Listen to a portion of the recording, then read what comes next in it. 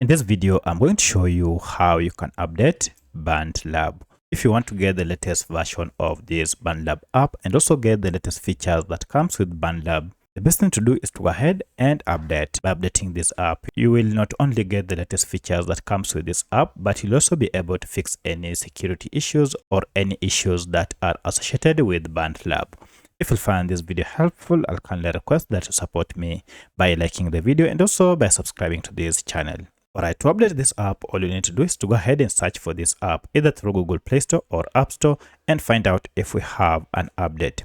For my case, I'm on Android and therefore I'll go ahead and go to Play Store here and then just search for BandLab, and here we go. Here is BandLab Music Making Studio. As you can see, we have an update, which means I'm using an outdated version of BandLab. To update it, go ahead and tap on update, and this will go ahead and download the latest version of BandLab. And once the download is done, it will be installed on my smartphone. So from here, you'll have the latest version of BandLab Music Making Studio.